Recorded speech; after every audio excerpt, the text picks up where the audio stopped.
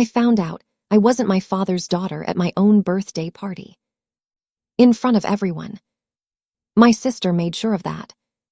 You know what's wild? It wasn't even the DNA test that broke me. It was the laughter.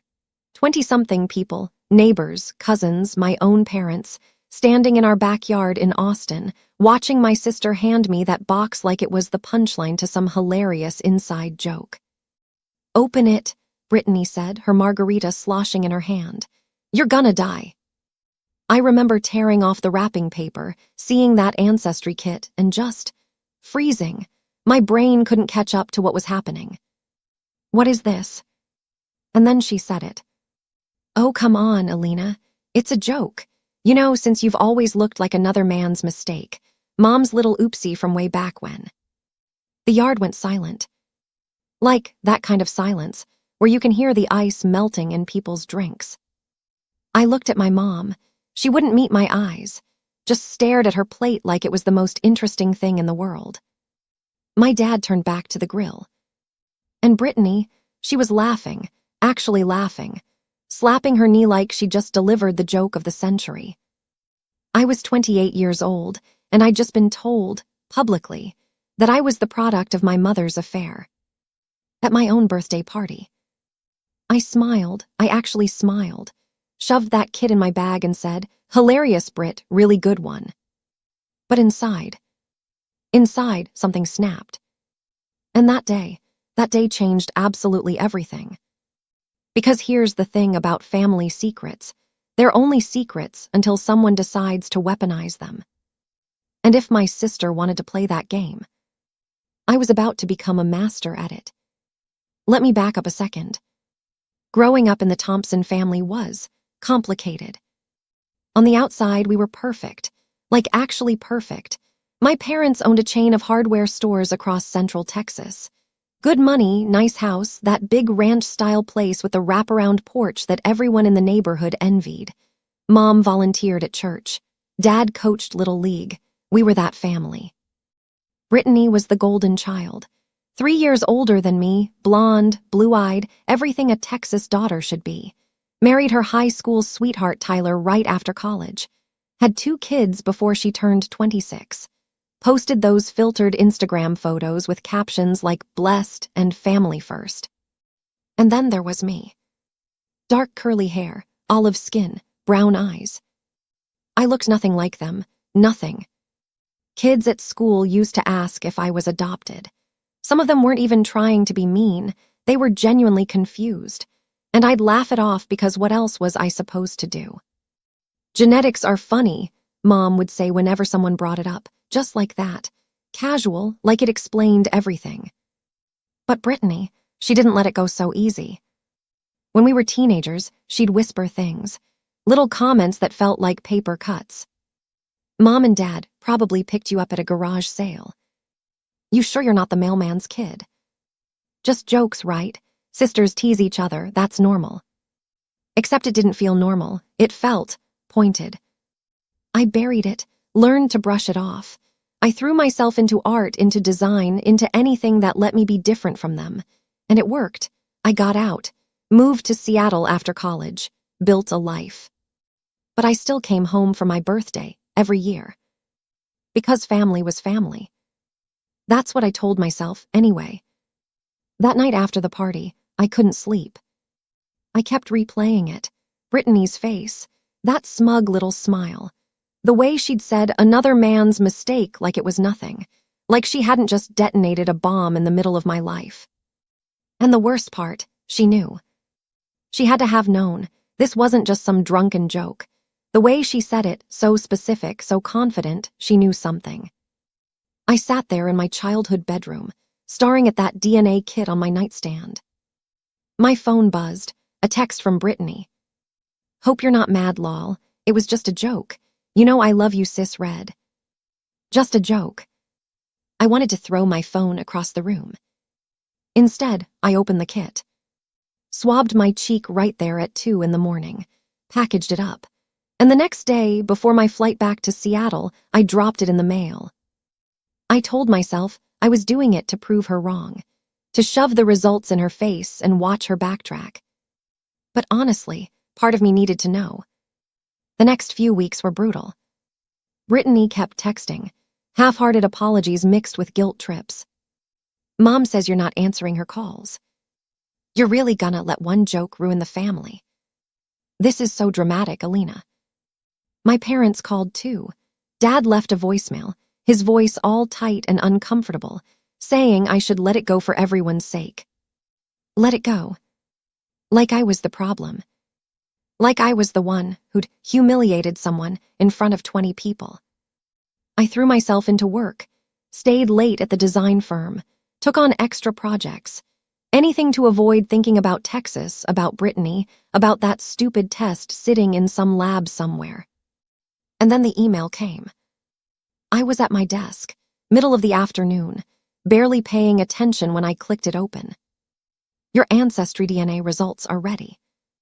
My hands shook as I logged in. The ancestry breakdown popped up first. Italian, Greek, a little Spanish. Not a drop of German or Irish. Nothing that matched what my family had always claimed. Okay, that's something. Then I clicked on DNA matches. And my entire world tilted. Right there at the top, Victor Rossi, parent-child relationship, 50% DNA match. Victor Rossi. Not Franklin Thompson. I stared at the screen until the words stopped making sense.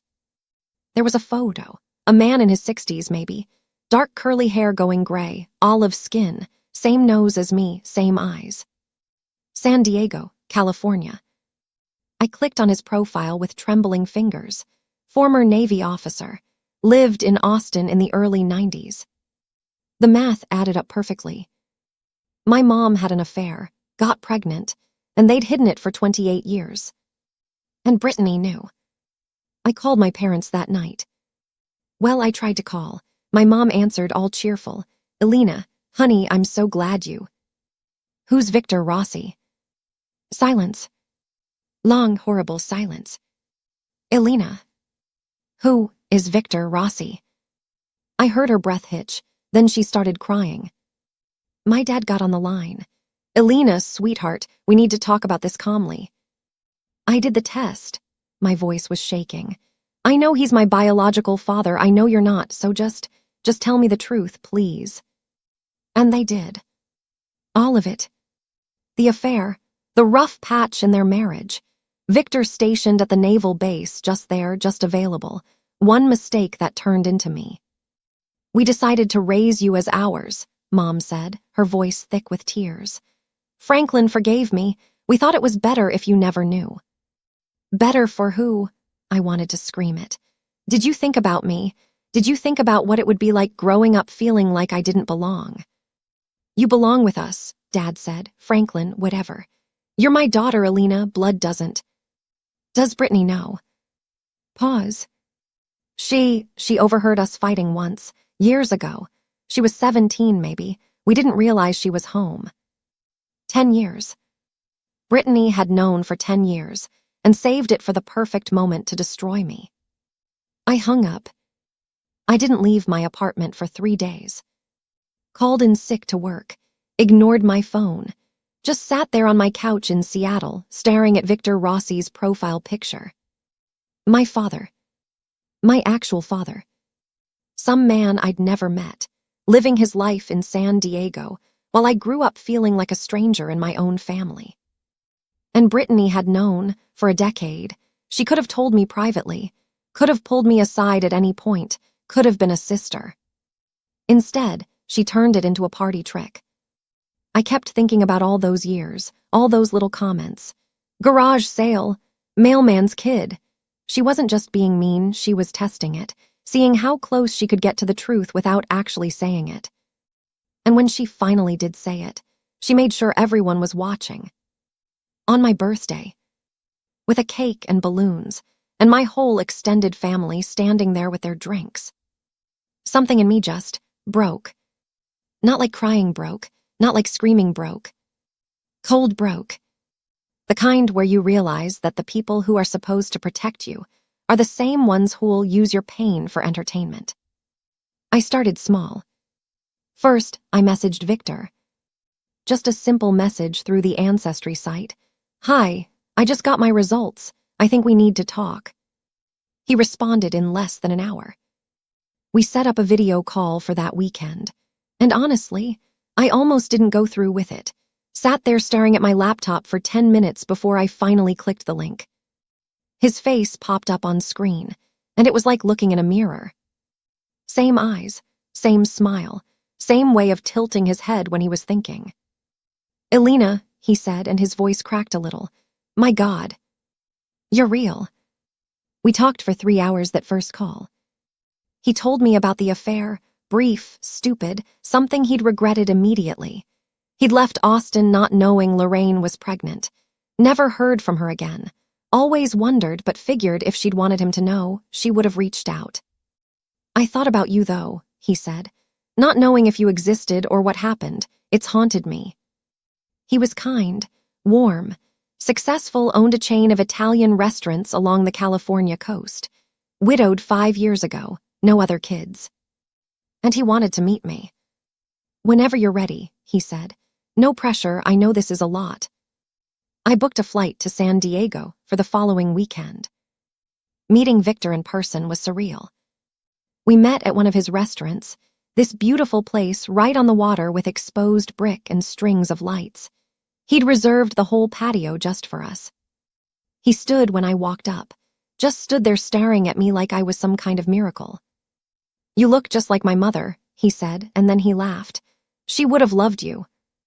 We talked for hours, about everything. My childhood, his Navy years, his restaurants, my design work. He showed me photos of his late wife, of the family I'd never known existed. It felt easy, natural. Like I'd finally found the place I was supposed to fit. "I want you in my life," he said as we were leaving. "However much you're comfortable with, but Elena, you're my daughter, and I've missed 28 years. I don't want to miss any more." I cried in the restaurant parking lot after he hugged me goodbye. Not sad crying, relief crying. Because for the first time in my entire life, someone looked at me and I didn't feel like a mistake. Back in Seattle, I made a decision. Brittany wanted to play games with my life. Fine. But she had no idea who she was playing with. I reached out to Victor again, told him what had happened at the party, how Brittany had used the secret as a weapon. He was quiet for a long moment. Then, "What do you need?" "Information," I said. "About my sister. Her life isn't as perfect as she pretends it is, and I want to know what she's hiding." He didn't even hesitate. "I know someone, a private investigator, very discreet, very thorough." "That's expensive." "Elena," his voice was firm, "you're my daughter, let me help you." 2 weeks later, I had a file. 30 pages of bank statements, emails, photos, phone records. And oh, it was beautiful. Tyler, Brittany's perfect high school sweetheart husband, had a gambling problem. Serious one. Racking up debts at underground poker games across Austin. Thousands and thousands of dollars. And Brittany, she was covering it. Stealing from our parents' business, skimming accounts, forging Dad's signature on checks. But that wasn't even the best part. The investigator had found emails, photos, evidence of an affair with a local real estate agent named Connor Hayes. And their youngest kid, the one she'd had 2 years ago, looked exactly like Connor, not a trace of Tyler in that kid's face. I sat there reading the file, and I started laughing. The hypocrisy was just chef's kiss. She'd humiliated me for being another man's mistake. And she was hiding her own. I printed everything, put it in a folder, and I waited. Because revenge isn't a dish best served hot. It's best served at a birthday party, in front of everyone who matters, with a side of poetic justice. Brittany's 31st birthday was coming up in 6 weeks. I RSVP'd with the sweetest message. "Wouldn't miss it for the world," Sis read. The next 6 weeks were the longest of my life. I went back to Texas twice, played the part perfectly. First trip was for some random Sunday dinner. I showed up with wine and a smile, hugged everyone, laughed at Dad's terrible jokes. Brittany kept giving me these confused looks, like she couldn't figure out why I wasn't still mad.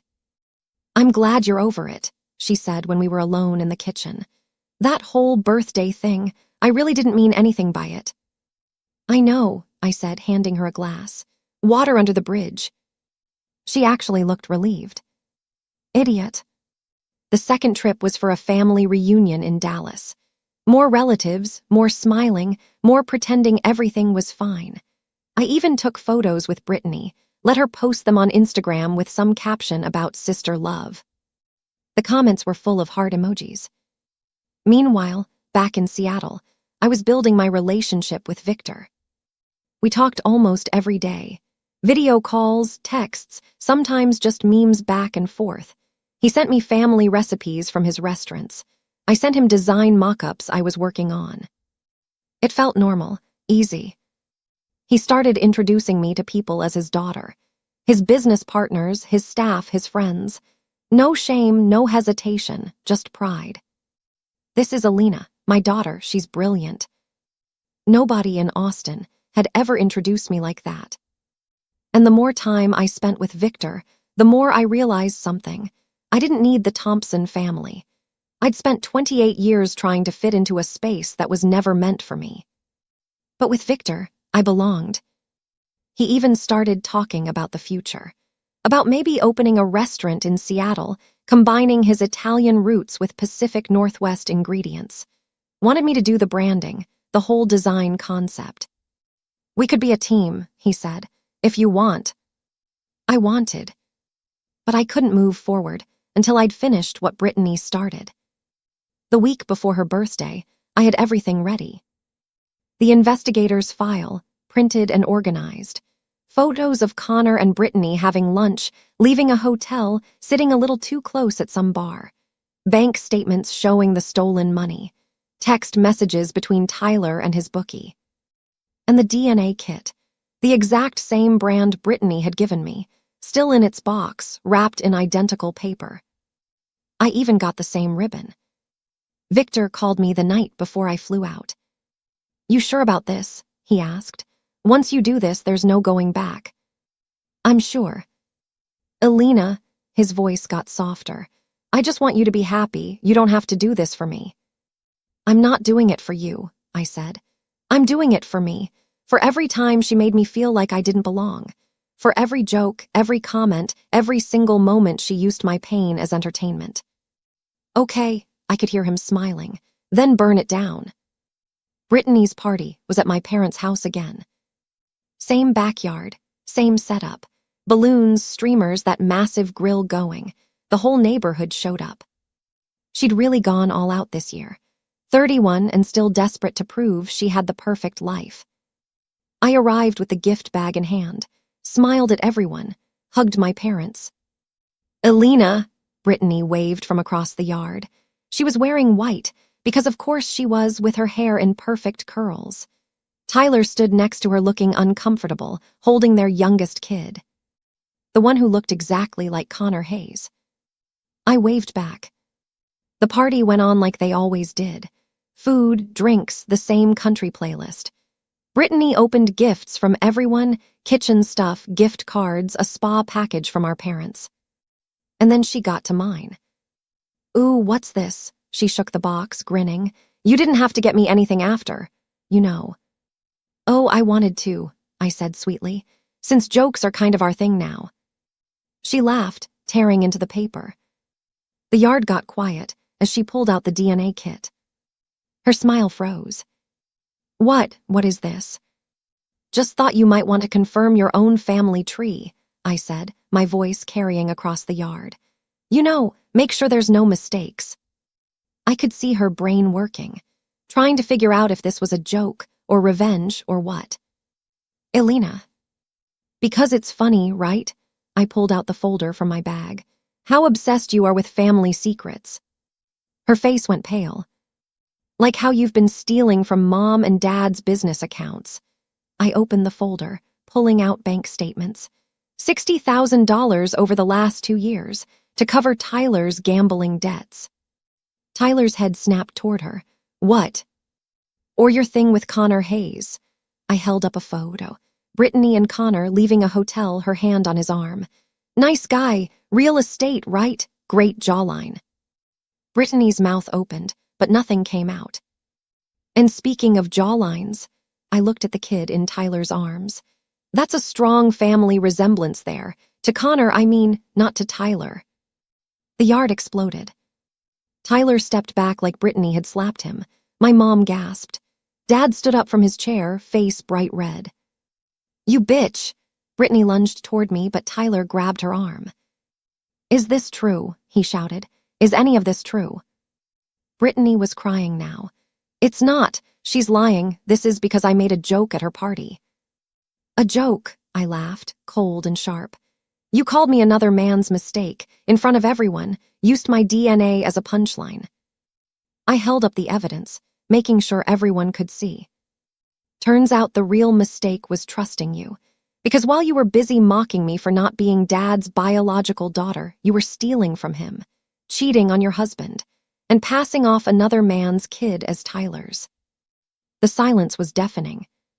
Tyler handed the kid to Brittany's friend and walked away, just walked straight out of the backyard. My dad grabbed the bank statements from my hand, his face going from red to white as he scanned them. Brittany, he said quietly, dangerously quiet, is this real? She was sobbing now, full ugly crying. Daddy, please, I can explain. Get out. What? Get out of my house, his voice shook. Right now. Brittany looked around the yard, at all the neighbors, the relatives, everyone staring at her like she was a stranger. Her perfect life, crumbling in real time. She grabbed her purse and ran. I stood there, folder still in my hand, and felt absolutely nothing. Just calm. The fallout was nuclear.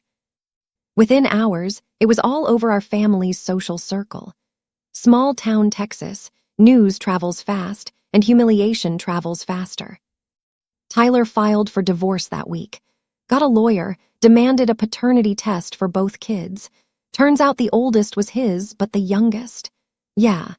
Connor Hayes confirmed it after Tyler showed up at his office and punched him in the face. That made the local news. My dad did a full audit of the business. Found almost $75,000 missing when he dug deep enough. 3 years of theft, forged signatures, false invoices. He pressed charges. Brittany got arrested 2 weeks after her birthday party. Embezzlement, fraud, the whole thing. Our mom tried to get him to drop it.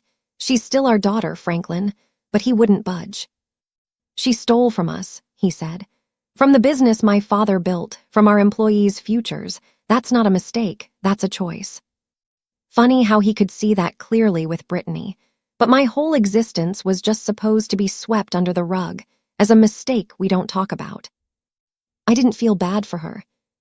Not even a little. Brittany's lawyer tried to cut a deal, but the evidence was too solid. She ended up pleading guilty, got 2 years probation, had to pay back every cent plus damages. But the money was gone. Tyler's gambling had eaten most of it. The rest went to Connor. Turns out she'd been helping him with some investment opportunity that was basically a scam. She lost everything. The house went to Tyler in the divorce. She moved into this tiny apartment in Houston, working retail to make ends meet. Had to sell her car, her jewelry, everything. Her Instagram went private. All those blessed posts, gone. Meanwhile, my parents tried to rebuild. Dad brought in an outside accountant, tightened security on the business accounts. Mom stopped going to church events, couldn't handle the whispers. They called me a few times, tried to apologize for not protecting me better, for hiding the truth all those years. We thought we were doing the right thing, Mom said. For who? I asked, same question as before, because it wasn't for me. I didn't cut them off completely, but I didn't forgive them either. Not yet. Maybe not ever. The person I did build a relationship with, Victor. After Brittany's party imploded, I flew back to San Diego and stayed with him for 2 weeks. Just needed space from Texas, from all of it. We cooked together in his restaurant kitchen after hours. He taught me how to make fresh pasta from scratch, showed me the recipes his mother had brought over from Italy. "Family isn't just blood," he said one night, rolling out dough. "It's who shows up, who chooses you, who fights for you." "Brittany and I share blood," I said. "Look how that turned out." "Brittany's mistake wasn't the blood," he said. "It was thinking she could treat you like garbage and call it love." He got it, really got it. And that's when he made the offer. "I want to open a restaurant in Seattle," he said. "Been thinking about it for a while, but now I want to do it with you. Full partnership. You design the brand, the space, everything. We split ownership 50-50. I stared at him. "Victor, that's huge. Are you sure?" "Alina," he put down the rolling pin and looked at me. "I missed 28 years. I'm not missing anymore. You're my daughter. Let me invest in your future." I said yes. We launched the restaurant 9 months later. Called it Rossi & Co.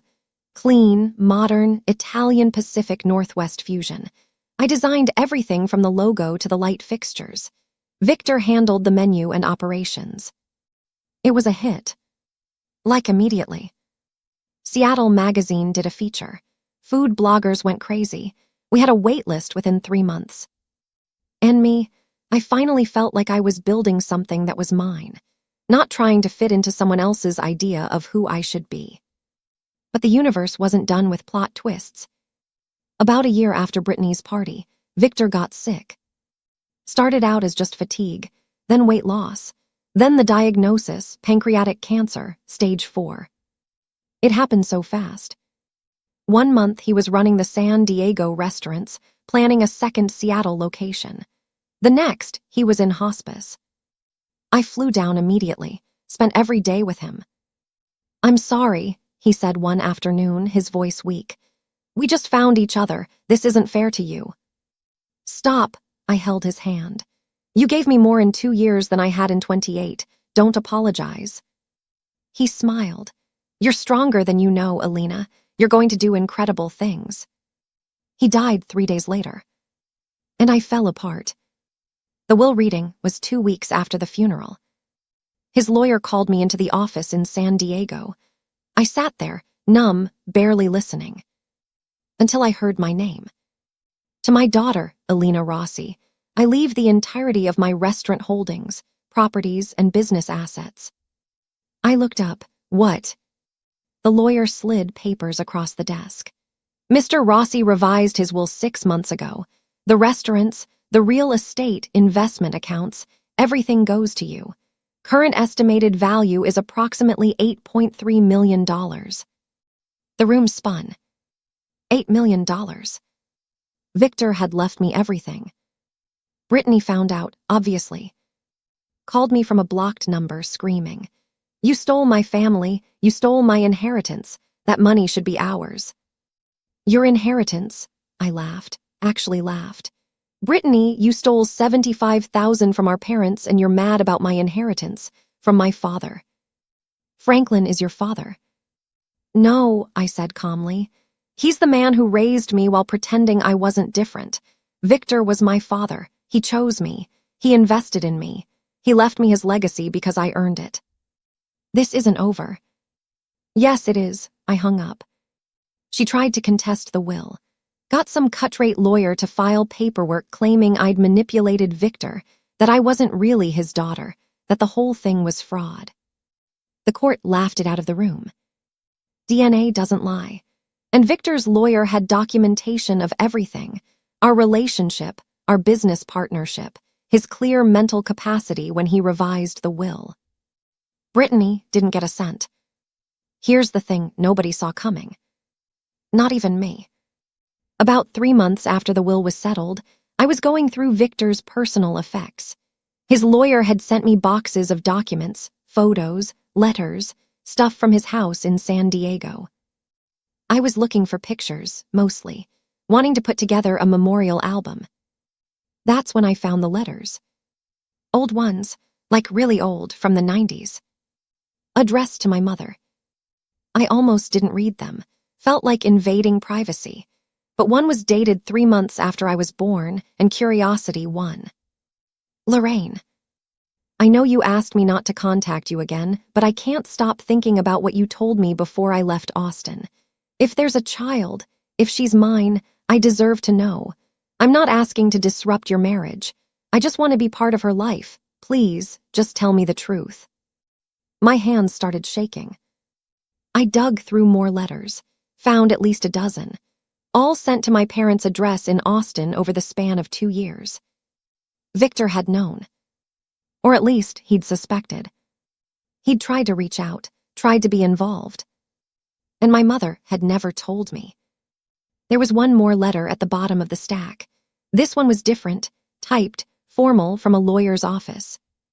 "Mr. Rossi, on behalf of our clients, Lorraine and Franklin Thompson, we must inform you that any further contact will be considered harassment. Mrs. Thompson has made it clear that you are not the father of her child, and your continued correspondence is unwelcome. Any future attempts to contact the family will result in legal action." I sat there on my apartment floor, surrounded by letters, and felt something crack open inside me. Victor had tried. For 2 years, he'd tried. And my mother had threatened him with lawyers, lied to him, told him I wasn't his.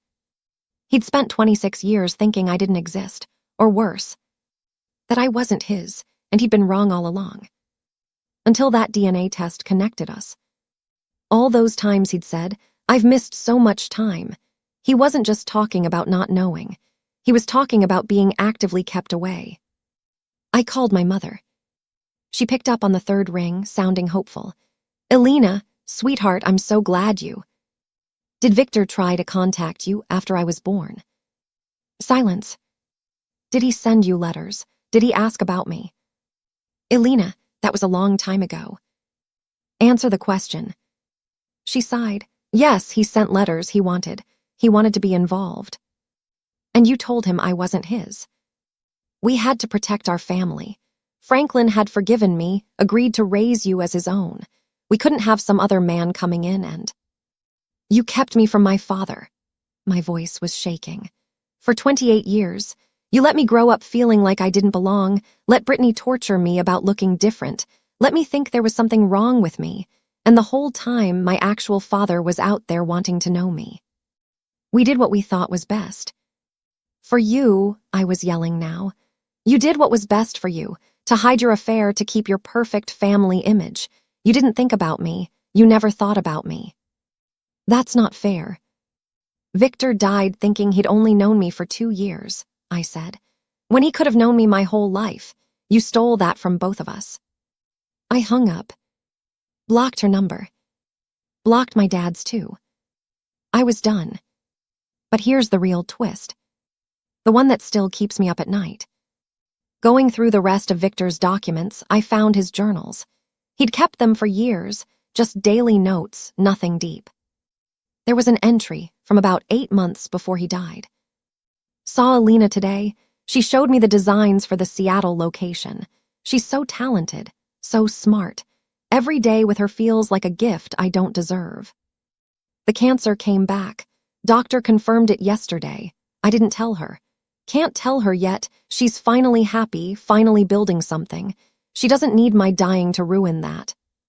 I've updated my will. Everything goes to her. The restaurants, the properties, all of it. It's not enough, not even close to making up for the years we lost, but it's what I have to give. I know Lorraine's family will fight it. They'll say I manipulated Elena or she manipulated me, but the lawyers assured me it's airtight. She's my daughter, proven by DNA. She's earned this through our partnership, and more than that, she deserves to be chosen, to know that someone put her first. For once in her life, someone put her first. I read that entry probably 50 times. Victor had known. He was dying for months before he told me. Spent his last year making sure I'd be taken care of, making sure I'd have security, stability, a legacy, making sure I'd be chosen. And he'd known exactly what would happen, known that Brittany would fight it, that my mother would cause drama, that it would get ugly. He'd protected me anyway. The lawyer called me a few weeks after I found the journals. "Elena, there's one more thing from Victor's estate, a safety deposit box. He left instructions that you should receive it exactly 1 year after his death. I met him at the bank in San Diego, signed the papers. They brought out a small metal box. Inside was a letter and a single photograph. The photo was of a little girl, maybe 4 years old, with dark curls and olive skin, holding a stuffed elephant. Someone had written on the back, "Elena, age 4, Austin Zoo, 1999. I'd never seen this photo before. The letter was in Victor's handwriting. "Elena, if you're reading this, I've been gone for a year. I hope the restaurants are thriving. I hope you're happy." This photo came in the mail about 6 months after I left Austin. No return address, no note, just this picture. I always believed it was from your mother. Maybe a moment of guilt or kindness or just wanting me to see you. I kept it all these years, not knowing if you were really mine, but hopping. When you found me through that DNA test, the first thing I did was compare you to this photo. Same smile, same eyes, I knew immediately. You asked me once why I was so quick to welcome you into my life. This is why. Because I'd been looking at your face for 26 years. I'd loved you before I even knew you were real. You were never a mistake, Elena. Not to me. You were always wanted. Love, Dad. I sat in that bank vault and cried. Not sad crying. Not angry crying. Relief crying. Because I'd spent my entire life wondering why I didn't fit. And it turned out I'd fit perfectly all along. Just not with the people who raised me. So yeah, that's my story.